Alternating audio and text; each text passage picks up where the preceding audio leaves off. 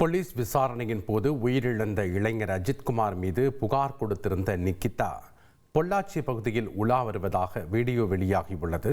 கூடுதல் தகவல்களை செய்தியாளர் நடேசன் வழங்க கேட்கலாம். வணக்கம் நடேசன், விவரங்களை பதிவு பண்ணுங்க. வணக்கம். சிவகங்கை மாவட்டம் திருப்போணம் அருகே மடப்புறத்தைச் சேர்ந்தவர் அஜித்குமார்.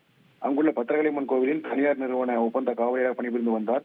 கடந்த 27ஆம் தேதி கோயிலுக்கு சாமி கும்பிட மதுரை மாவட்டம் திருமங்கலத்தைச் சேர்ந்த நிகிதா தனது தாயாருடன் காரில் வந்தார். சிவகாமி மேற்கு நடக்க முடியாத நிலையில் இருந்ததால் சக்கர நாற்காலியை கோவில் காவலர் என அஜித்குமார் கொண்டு வந்துள்ளார். பின்னர் தங்கள் கார் சாவியை அஜித்குமாரிடம் கொடுத்து வேறு ஒரு இடத்தில் காரை நிறுத்தும்படி நிகிதா கூறியிருக்கிறார். அஜித்குமார் வேறு ஒருவர் மூலம் காரை நிறுத்தியதாக தெரிகிறது. கோவிலில் இருந்து வெளியே வந்த பின்னர் கார் சாவி அஜித்குமார் நிகிதாவிடம் ஒப்படைத்தார். காரை திறந்து பார்த்தபோது வையில் வைத்திருந்த 9.5 பவுன் தங்கநகையை காணவில்லை என அஜித்குமாரிடம் கேட்டபோது அவர் தனக்கு தெரியாதென கூறியுள்ளார்.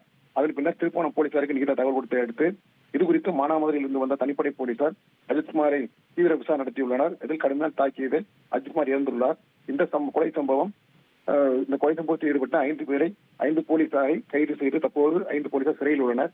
இந்த சம்பவம் தமிழகத்தில் பெரும் பரபரப்பை ஏற்படுத்திய நிலையில் தற்போது இன்று காலை கோவை பொள்ளாச்சி தேசிய நெடுஞ்சாலையில் உள்ள பிரபல தேநீர் விடுதியில் இன்று காலை அஜித்குமார் மீது புகார் கொடுத்த நிகிதா தனது தாயார் மற்றும் கார் டிரைவருடன் வந்து தேநீர் இருந்துள்ளார். இதை அங்குள்ள ஒரு நபர் தெரிந்து கொண்டு நிகிதாவை வீடியோ எடுத்து இது குறித்து உடனடியாக கோவை கண்ட்ரோல் போலீஸ் நிலையத்திற்கு காவல்துறைக்கு தகவல் கொடுத்துள்ளார்.